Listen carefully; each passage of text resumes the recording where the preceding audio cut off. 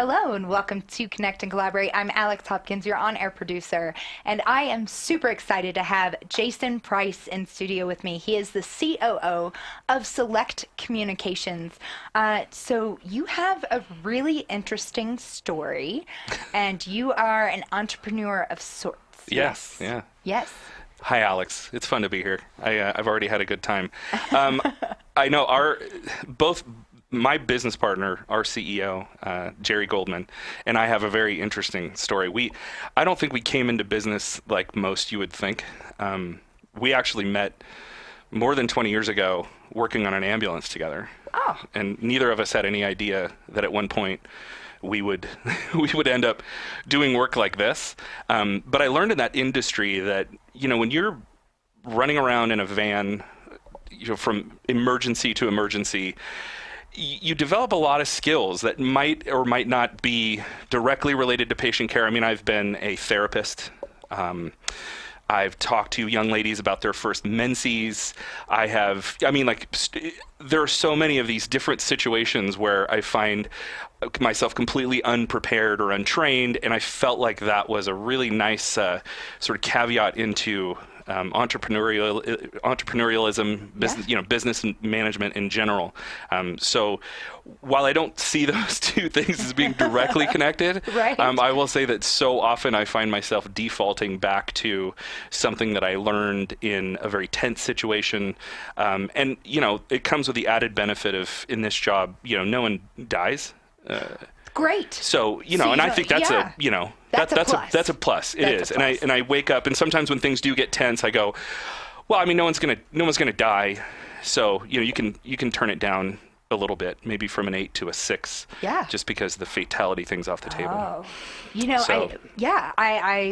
I have seen my fair share of business people thinking that the end of the world is nearing, yes. and you've actually worked with literal death. Yes. And it does not compare. No, it's not. I mean, you might think that there's some, but no, it's very different. It's very different. It's very different. One word that actually came to mind for me, and something that I've talked a lot about on the show, is vulnerability.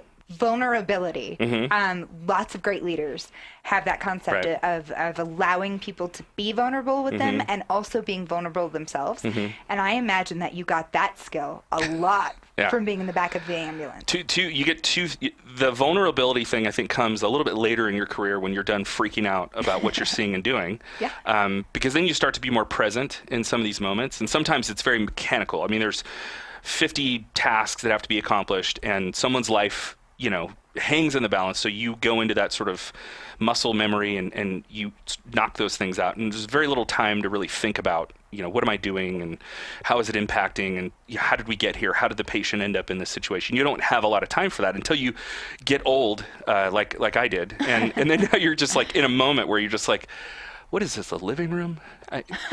I don't. Yeah, I mean, you find yourself. Remember getting here. Yeah, you kind of watch the watcher at that point, and so the vulnerability was one, and that's when the job actually gets hard. When you start to see kids your age and so on and so forth, and you really start to connect with the pain that is more than physical for them. And then the other is humility. Like you really can't be arrogant in a job that is waiting to punch you in the face because you weren't prepared for something. So humility was another one that, often Jerry and I will be in conversations and I'll go, do you know what to do here? And he'll say, no, I have no idea. And we'd laugh about it because it's like, that's what makes it fun. I mean, it's, right? if it were all written down and you had a script to follow, then it's probably not as exciting. And I think on some level we're both, we like the challenge of doing something that very few people can do. Yeah. So I like that as well. Absolutely. Well, I would imagine working for a boss that is well trained in emergencies. I wouldn't think twice if an accident happened to me at work. Oh yeah, I mean, I'll choke. Yeah. I don't chew my food purposely because I feel like I'm in good hands.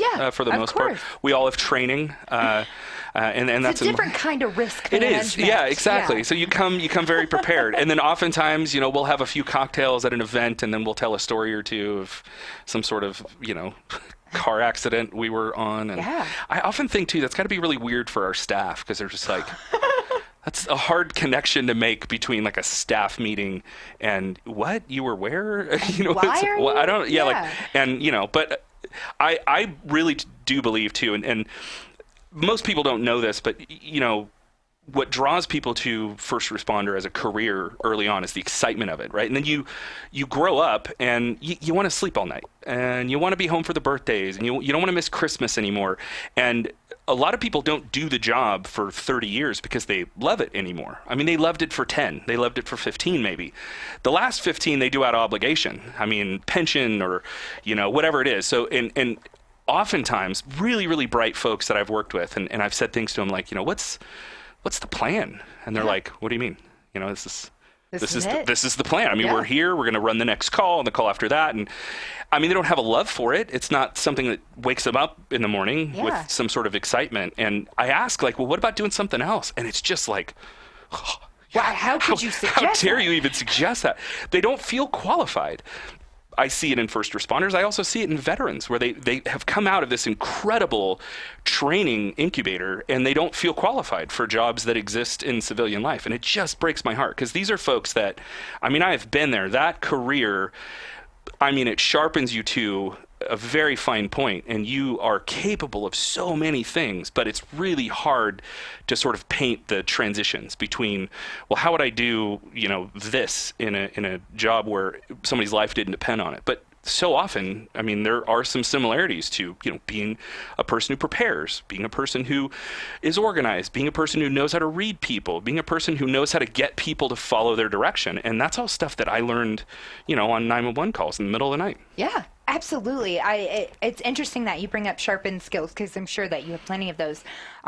But I imagine on the back end of that, you kind of have to dull a little bit of your senses to deal with the emergencies and the things that you saw. Right. But I would think that that's helpful as well in putting out fires in the business world, right? You're not nearly as panicked as somebody else might be. We're a little less excitable for sure. Yeah. And I do think some people are taken a little bit aback by, why aren't you guys freaking out? Yeah. And we're like, look, what we've learned is anxiety never made anybody do anything any faster. So we set it down. We choose not to carry it. Yes. Doesn't mean that we don't get uptight or worried or fret. I mean, you can fret and not let it incapacitate you, but I'm telling you, those deep breaths you take between stimulus and response can make a massive difference. And just so you know, I've done it both ways.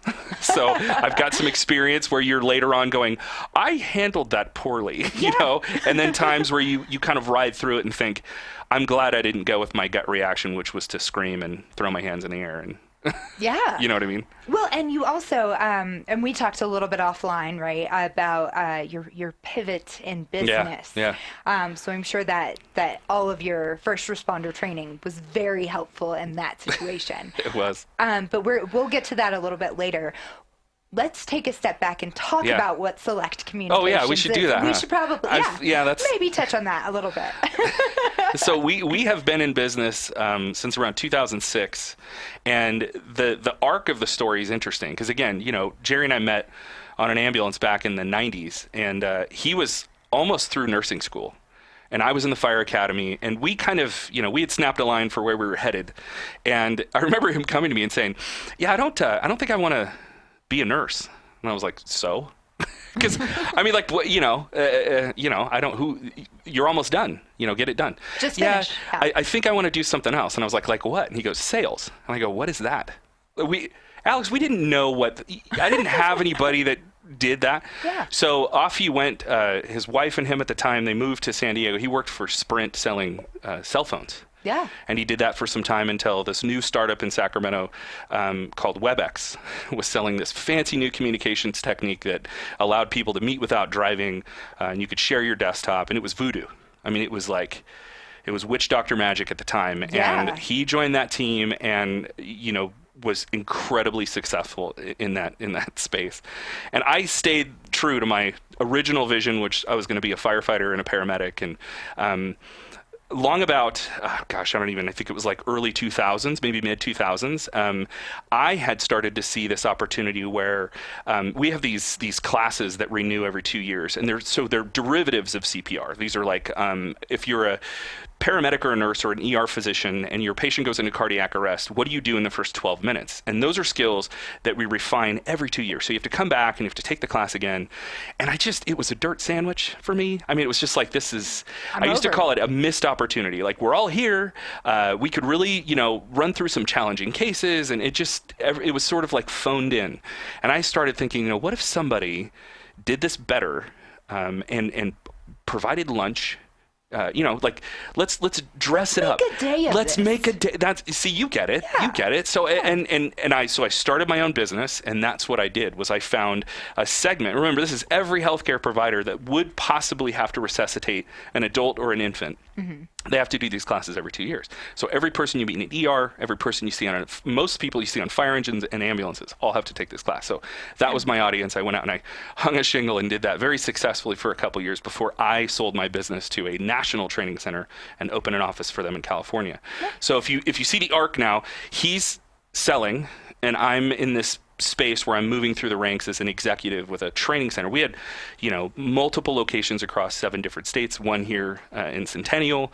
And I left that firm in 2016 as their VP of strategy. And I had a team and I managed, and that was something Jerry was, when he started Select Communications in 2006, he's did most of everything by himself. Because he will outwork anyone here. Yeah. He doesn't typically write down how he did it. So some of the greatest minds don't need to. Exactly. Yeah. So he just would grit it out. And I say it all the time. You would just bang on it until it worked. And yes, that is correct. Yeah. So, his first job at WebEx, he didn't know how to send an email. I'm not saying that like as a joke, like literally didn't know how to. I always picture him with his big giant hands, just sort of poor guy, like just banging out hundreds of emails and not knowing how to do all it. Of it. Really, he's just on a Microsoft Word document. Yes. He just has, like he's typing on his desk, like his Windows bar.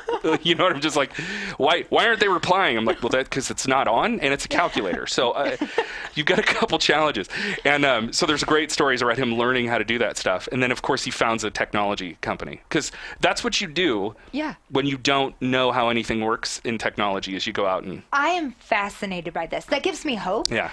Because of the way the world is changing, right? Digital marketing is huge and all of these things. And so I know I need to pivot a little bit. And I'm like, I barely have a smartphone. You know what we'll do is we'll get you guys connected. Perfect. And I think he just yells at things, but maybe you guys could do that together. Yeah, I like to throw things. So perfect. I think this is a great connection. I'll make sure that you guys spend some time together because there's some synergy there. So I come from this like more corporate culture where I've, had layers of management and so forth. And, we were doing a lot of like capital projects. We were doing a lot of like real estate projects. We were signing really large contracts and hospital systems. And he was, just troweling through, building a name, getting a really good reputation among the carriers in the space. And then we sort of come back together and, he's like, why don't you come here and let's like next gen this thing. And I was like, okay, let's do that. And that's what I realized after I'd agreed. Nothing is like you've written nothing down here. I mean, like everybody, like that was if you started working, you just had to stand over his shoulder and figure out, just sort of it was like going fishing with your dad. You just sort of, picked it up. What do you just do with the hook? I mean, we've systemized to a huge extent so that people can find their win, and that's always been. We came up with some core values, and we really started to really become, an actual what do they call them? Company. Yeah. And then over the last 5 years, we've been tremendously successful. We've had great growth. We're a team of 30 now, and actually most of our staff are remote workers that live here in the Denver area. So we're here quite frequently. We do all of our annual kickoffs here. We love the town, the folks and whatnot. And then this year we made the Inc. 5000 fastest growing companies list. So congratulations. That's huge. I remember when I was in EMT school thinking someday I'll be on the Inc. 5. No, I never. That wasn't a goal. It wasn't on the whiteboard. No. That's awesome. So gosh, that's a lot to take in, and that's interesting. I feel like most entrepreneurs are in your boots, right? Yeah. They have a lot of things that they get done, right. and it's nice that he just kind of threw nursing school out the window. And I tried so hard to talk him out of it. Yeah. And so this is a testament to him. And I love telling this story. I say to him on the phone, because I'm his best friend. I mean, I introduced him to his wife. You know, his kids are my kids. And I go, Jared, I mean, don't you just want to, you're so far along. Don't you just want to, like, you know, finish? And then you've got it as like a backup plan. And this is what he said to me. He goes, I don't want to do it. Okay, but no, hear me out. It's a backup plan. And he said, why would I want a backup plan for a job I don't want? I mean, I hear both sides here. I know. I hear both sides. Yeah. I know. I started. He may have been right, though. Yeah. I clearly he's right. Yeah. It's fastest growing company. Yes. Right? Yes. Yes. I sympathize. I started out as a psych major. I got 3 years in, and my mom was like, just finish. And I was like, I can't. I hate it. And I think that's so important because what's the point? I mean, if you wake up every day and you do something that you're kind of meh about, I mean, you're selling your time. And it's a finite resource. It's a non-renewable resource. And if you're selling your time doing something you don't like, now I'm not saying I'm not a person that says you have to love what you do. Of course. I think if you love what you do, you might not love the people in your life enough. I think you might be misdirecting some of your passion and love if you find all of your fulfillment in a job. I don't know that you end your life super happy about that, Steve Jobs. But I do think that if you like what you do and it's exciting to you and you enjoy it, that's, I mean, why else would you do anything else 8 hours every day that you didn't like? Yeah. That's a good chunk of your life. It's a big chunk. And then it surrounds you with a certain type of people, too, that if you don't like your job, you probably don't like being there, and you probably don't have a lot in common with the folks that do like the job, and you might not even know how misaligned you are with like what you should be doing if you don't ever ask yourself, if I didn't have to do this, because that's what we tell ourselves, I'm already done, or I'm already this, or I have, I make money, all these different things that coming from somebody who I have seen the life drift from people's eyes, I've seen it, and I know that there's finality here. So ask yourself, like, is this who I am? Like, do I have, some passion for this, or should I be doing something else? Right. And I think that something else can come, but if you just sort of keep walking one foot in front of the other, you're probably not watching the clock. Exactly. And you're probably going to turn around and be surprised with how little time you have left. Exactly. What does Ferris Bueller say? Yeah. Life moves pretty fast, and if you don't stop and smell the roses every now and then, I don't stop and remember. look around. That's what it once in a is. while. Yeah, he's not a roses guy. I don't remember. No. Yeah. But so I love that you both, you came from the background of this of emergency work, right? For lack of a better term, is there an industry term that you use? I guess you could call it like first responder. I mean, or emergency services, maybe. Yeah. All right. So I imagine, as you said, it's hard for a lot of people in the emergency services industries to pivot into business because they don't feel like those skills will transfer, when in fact the opposite is very true. But I also am going to pivot here and talk about those skills and you and Jerry playing off of each other. Tell me about finding a good business partner. Yeah. Because you mentioned that you're best friends, and I was always of the mindset, so I refused to live with my best friend in college. Yeah. Because I heard that is just a spell for you to end up hating I could each see other, that. right? I could see that, yeah. So I always hear, don't go into business with your best friend. Money is an issue between friends and family, for that matter, too. Talk to me about how well you balance each other out and how you've been successful. It is not easy, by the way. Yeah. And I'll tell you, I am probably more fearful of an echo chamber than I am of, having somebody whose relationship, because again, I always think of our relationships as separate. Yeah. When we have conversations, it's, we both have a different gear as friends.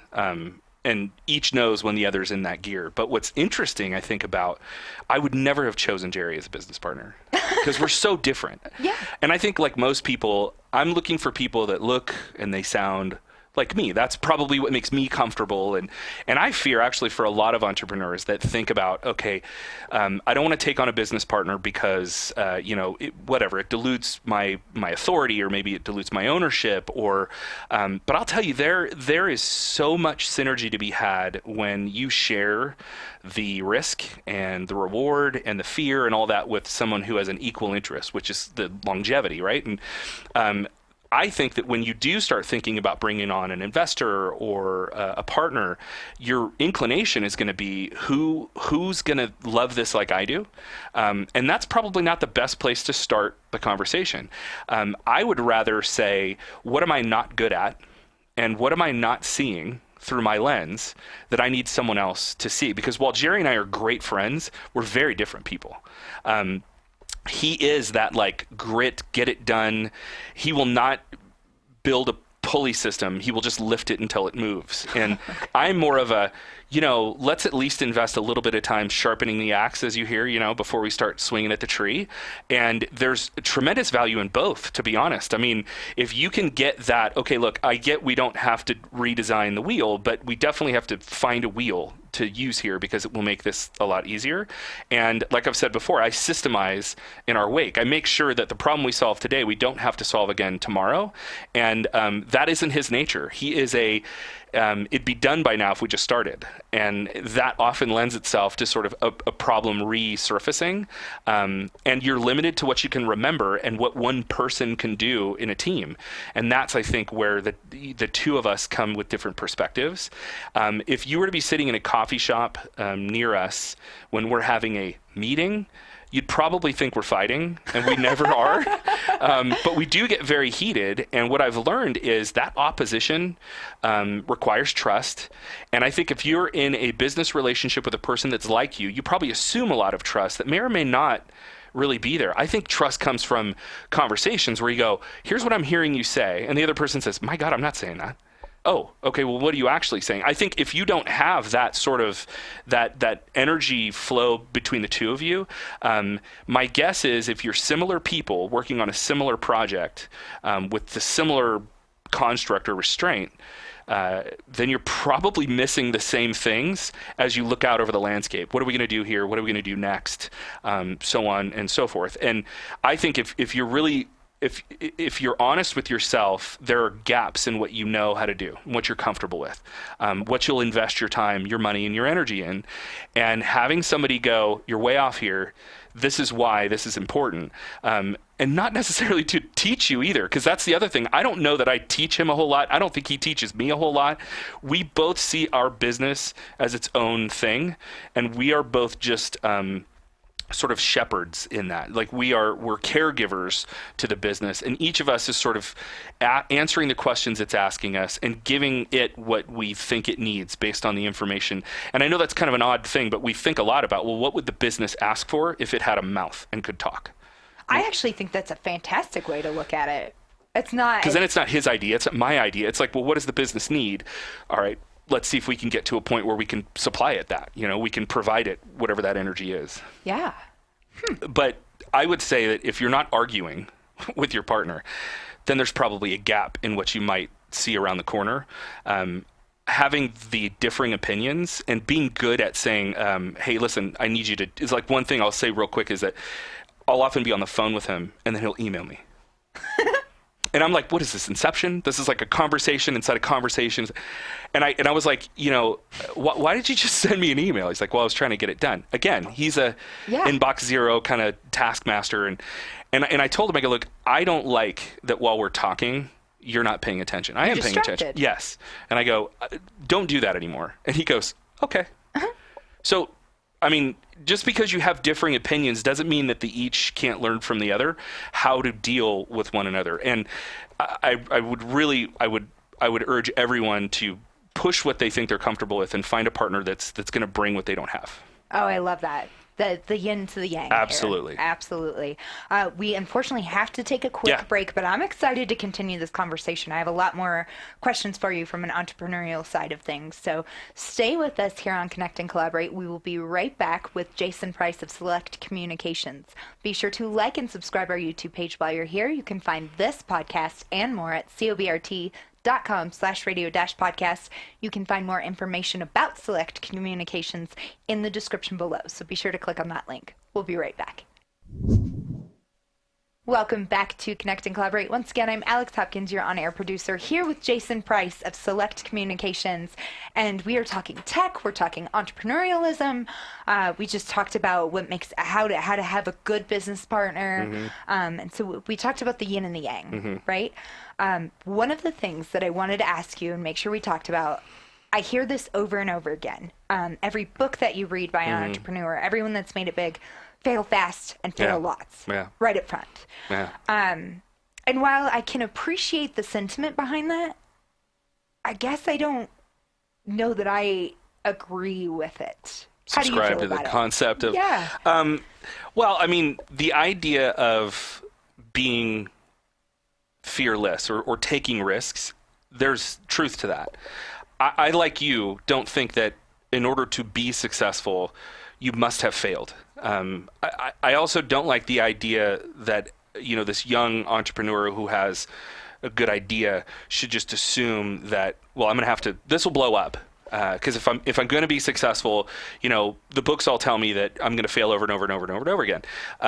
There's the two problems I have with it. The first is, failing doesn't necessarily mean catastrophic failure. Sometimes a failure is just you missed out on a great hire, or you kept somebody on the firm that damaged your culture. Some of those you could call failures, but to me, to fail almost implies that you never stood up from it. I mean, you failed. Learning experiences are mistakes that you grow from. So I don't like that every page in every book is you're going to have to fail. I don't know that should be. I think that's really frightening for someone who's already nervous because of the statistics of small business failure. That they're going to go, well, gosh, like we were just joking at the break that it's like you're sitting at the dining room table doing like a friends and family round, and you're like, now I'm going to lose all of this money, but in the third company I start 17 months from now, I will make everyone whole. Like, I don't like that idea. I do think that you should be unafraid, but you should still be thoughtful. I mean, if you're trying to bring a market or a product to market that nobody wants, that's on you. I mean, like that thing failed before it started because you never really had an actual business. And I think the fear in programming young entrepreneurs that they are going to fail, that they should fail, that they should get excited about failure, does a couple things. The first is it de-emphasizes the ache of watching a business, death rattle, or thinking about what if I do this and it doesn't work, or what if I do this and then the business dies because I didn't make this change, or I didn't do this thing or take this on. That is so stressful. And you crack a book and it's like, oh, I guess this is just sort of matter of fact. It's not when. And I've talked with folks that are, maybe they've hit the ceiling and they're trying to figure out what's next for my business. And a lot of them are solopreneurs. And I'll say, well, I think you need to go hire someone. And then immediately they shudder. And I was like, the minute you have to make someone else's mortgage payment, you start to move barriers that for you were immovable, because you've added a layer of realism that now says, this isn't just me anymore. I've got a family to feed that's not my own. So, I hate to, extinguish the flame of someone's entrepreneurial spirit by telling them this will fail, just plan on it failing.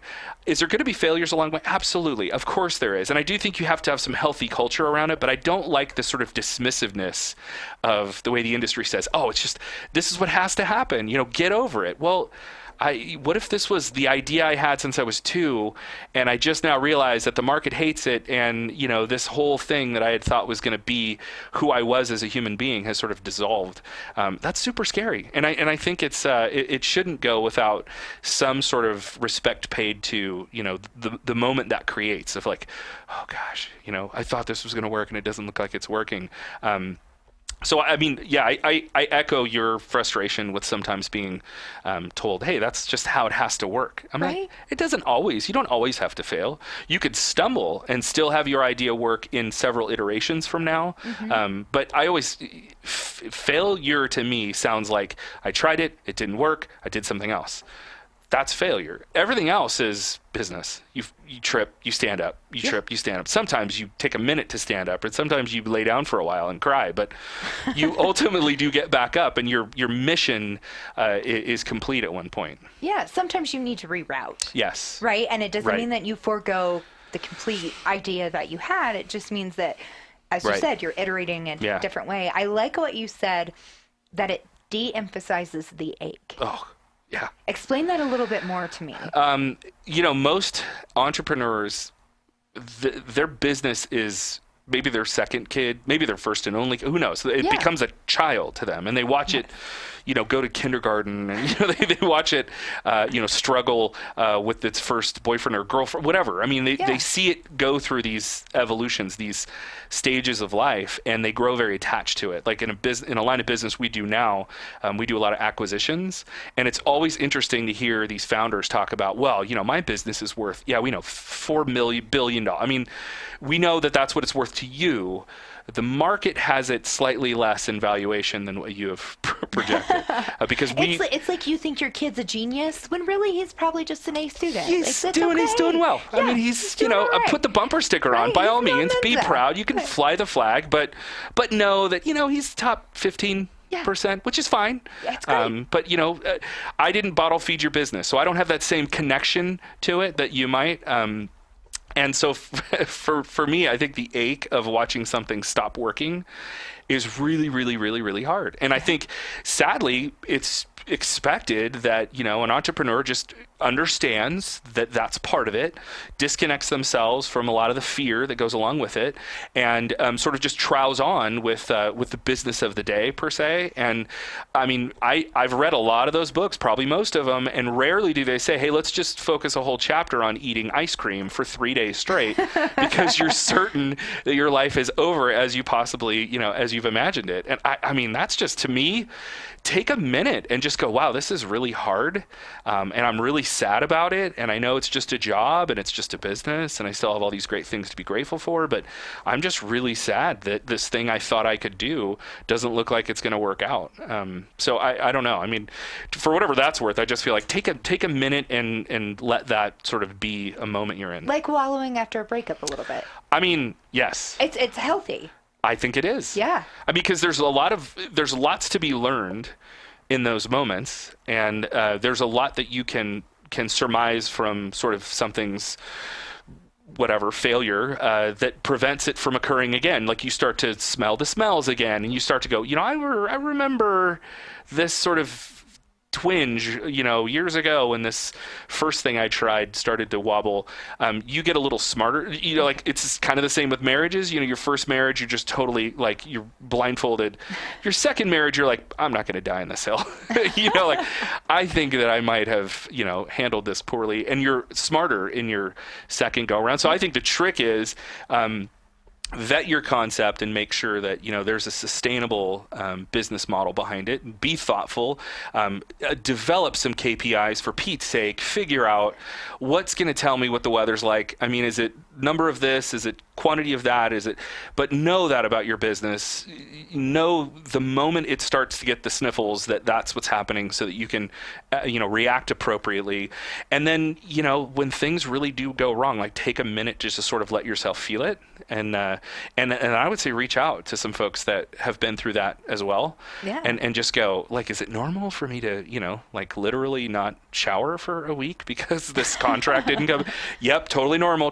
And I just feel like there's sort of an alienation around that being such an emotional thing as you sort of read about it. Yeah. No, I wholeheartedly agree with you. And we talked, again, a little bit off air. A lot of people that write these books already had a net.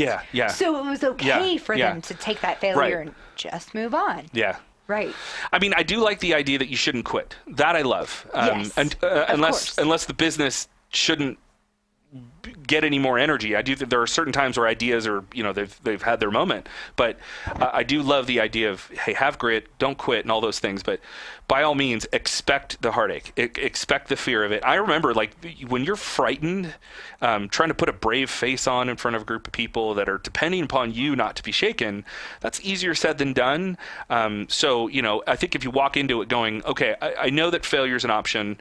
I know that, having failure is an option. And I want to make sure that I give myself a moment to sort of feel whatever it is that's going to come of this. And I think give yourself permission to be human in that space. I think give yourself permission to be human is kind of just a life tenet we Yeah, should I all agree. adhere to. Right. Yes, No, I not totally just in agree. business. Right. Yeah. So you've mentioned eating ice cream for 3 days, Yes. not showering Uh-huh. for a week. Yeah. This tells me that you might have seen Well, or had some failures. I had a friend that, Oh, okay. Yeah, it was Only just a friend. No, of course. You've never failed. Absolutely. In fact, even as far back as on the ambulance, I remember having a run of, 4 or 5 patients that we just couldn't save. And I remember thinking, like, it's safer if I just stay home. Oh. And so there is that vibe of my energy might be the problem, right? So, and I do think that a lot of times, especially in business, that we just sort of separate ourselves from the moments we're in. And then we're surprised when that doesn't really work. Because as I like to tell a lot of people, like, everything around you is very 2.0, but your brain is working on firmware that's about 1 million years old. So these impulses are very guttural, and your brain only has a couple levers to pull in those situations. So if you deny that you in fact are human, then that usually circles back on you and becomes a challenge. Yeah, I would imagine. All right, so born from these failures, obviously Select Communications. Yeah. And we talked a little bit about what you are, and you gave us the arc. Right. Who is your audience? Who needs your services?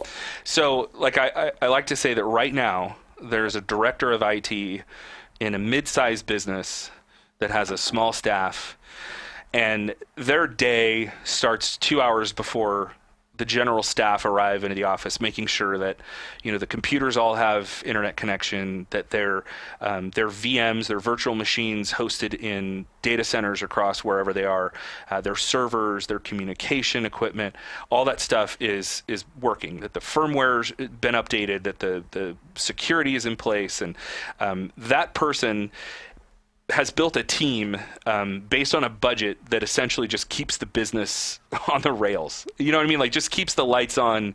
And every time there's a conversation with that person, and let's say their CFO, it's just like, why?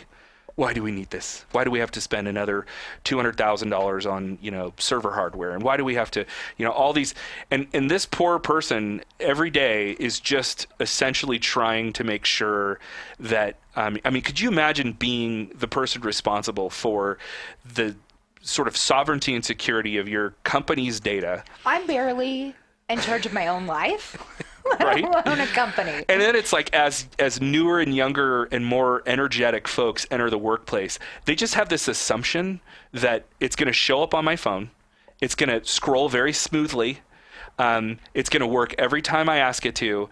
And I don't want to be bothered with all of the nonsense of how it all happens. Just fix it. I want it to go to space. I want it to come back. And I want to, and I want to be able to do it while I'm, I don't know, on a train or wherever you are, or in a park, or in the middle of nowhere even. Like, I'm in the desert. I should be able to make a phone call right now. What is wrong with the universe, right? And now that you've got this, back to the IT person who's just literally extended millions of access points that are geographically who knows where, in somebody's backpack, in somebody's briefcase they just left on a plane. And all of those are endpoints that kind of allow people to squirm back into the data that this company needs to survive. And you're just sort of going like, hope nothing explodes today, right? You've grown more gray hair than you wish you had. And that person, while they do all the other stuff, is really also supposed to be looking around the corner for what's coming. You know what the biggest industry is going to be in 2020? Cybercrime.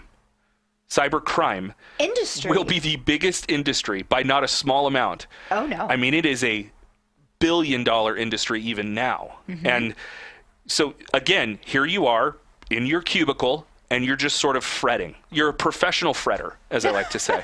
And you every day are asked to do more with less. So that's our guy. Like, we love that guy. Or gal even. And we're just saying, how can we help? Because what they don't typically have time to do is be thoughtful around, is this the best way? Is this the fastest way? Is this the most secure way? They want to. Gosh, they'd love to just... But they're under that thumb of get it done, get it done, block get it a done. whole week off to just have some thought. I mean, like, I think they call that vacation. To take one person off their team and just task them to, I want you to peel open our communications platform and just tell me where we're leaking or where we could, I mean, there's just not time for that. So that's our best friend. We come in and we say, okay, what's working? What's not? How can we help? And I've got 200 products, services, partners that I can show you in a very organized and refined process that's frictionless for you. And I don't care which one you choose. So can I mix and match? Oh, please. Okay. Happy to do it. Okay. With vendors, with carriers, with solutions. Absolutely. We do that a lot too. Like, I need something that does this, this, this, this, and this. Okay, I'll get you these 3 over here, and I've got 2 over here that do this really, really well. Yeah. And you don't have to be bothered with how it all comes together. That's you. That's us. Our team will spend lots of time with you over the phone, have you explain exactly what you need, exactly what you have. We make sure all of that stuff is documented very well. We do a very thorough discovery, not on your technology, because we are a technology firm that really doesn't care much about the technology. It's, to us, all about the people. Like, we want this solution to be about you and your people. That is first and foremost for us. So we are people first, and we are industry experts that listen to problems. Because the problem is, I mean, there's a great quote that's like, nobody wants a 1/4-inch drill bit, right? They want a 1/4-inch hole. I take it a step further. They really want a shelf hung. I mean, that's what they're looking for. Right? Nobody cares about a hole in a wall. What they care about is the outcome. That's us. We're going like, well, why is it that we're shopping for new phone systems? Mm-hmm. What about your current phone system do you like? What do you hate? Yeah. Where does your spend go? Where is this solution limiting you? We are really kind of trying to sniff out the actual problems.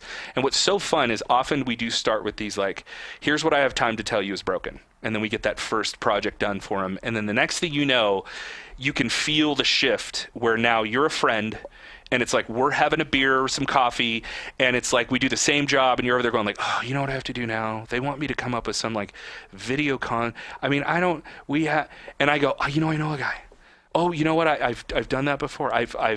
And it becomes like a referral process. And the brilliance of it is my team has no lean in any specific direction. From the way we're built and the way that we're actually funded, there's no incentive for us to move you here, move you there. There's no underlying tone. It's just, this is the best solution for you. Yeah. Imagine that, like a process that's about So you're the not customer. getting money from Mac, right? None. Okay. Essentially what happens is when we find you, and we usually bring you 3, 4, 5 options, and then we give you backstage information. We have an engineering group that's completely agnostic to the products and to the carriers. So we have the same relationship with all of them. They bring their best out. We line it up for you. We ask you questions that you might not think to ask, like where do you sit with compliances and what do you need? How does that compliance need to be documented? Does it have to be third-party verified, or you just want to say they've checked the box? We get all those carriers lined up, and as you give us more information, the list gets a little shorter. We line them up, we put them in a list of our favorites. We'll bring an engineer in that works for none of these carriers, none of them. And they'll sit there and go, these guys are good. These guys are slightly overpriced. These guys right here do a pretty good job doing this, but not so much with that. And then you get to choose, and when you do, we're right there next to you. We get you the best rate. We get you the best contract terms, because all of the carriers see us as a lead gen source for them. So they're desperate to have us keep bringing them business, and we're desperate to make you happy with whatever you choose to buy. And each carrier knows they don't win every deal. So we just keep sort of lining up the best options. You choose the one you want. Now, afterwards, if things don't go the way you're hoping, we're right there next to you to escalate you far faster and further than you could probably escalate on your own. Because believe it or not, a multi-billion-dollar company might not care if you're going to take your 20 people off of their phone system. They might go, well, that's considerable. Drop in the bucket. Just that's a reasonable loss. That's falls off the table. We don't see it that way, and we fight. And they look at that and go, man, if we don't make it right for Select, they don't bring us new business. So oftentimes our customers get what they couldn't have negotiated on their own because we have volume of scale. And at the end of the day, we see over and over and over again, customers come to us and say, what else can you do? Here's this is broken, that's broken, this is broken. And, we find so often we're doing 4 or 5, 6 projects for the same customer. Fantastic. Well, referral business is number one by Huge. far. I think my favorite part about this is that you put customers first. Absolutely. Yes. When we first met, I was surprised at your personability. Yeah. Being in the IT services, I always associate it with Really? somebody who's very yes and no, black and white, right? Which sorry, IT people, it's been my experience, right? Yeah. And so when you came at me with that, it makes sense now that your customers are number Right. one. So you mentioned that your favorite customer is that mid-sized firm, your IT director for a mid-sized firm, but that doesn't mean that's who you're limited to serving. No, absolutely not. Yes. We have solopreneurs, we have very large enterprise. It really doesn't matter. Again, because I'm a people person, the jobs that I see us do really well in are always the ones where somebody's like got the single tier and they're like, thank you. I mean, such a relief. It's amazing. Yeah. And I mean, sometimes they've even talked to the carrier ahead of time and I'm like, let's make a few of these numbers go away. And they're like, what?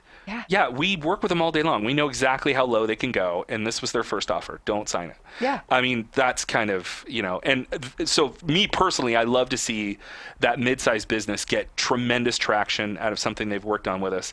And I love to see the impact on their face when they're just like, I would have never taken this on. I still don't have the bandwidth to try and solve a problem like this on my own. You guys made it so much easier for us. So much easier. Oh, that is wonderful to hear. Yeah, it's fun.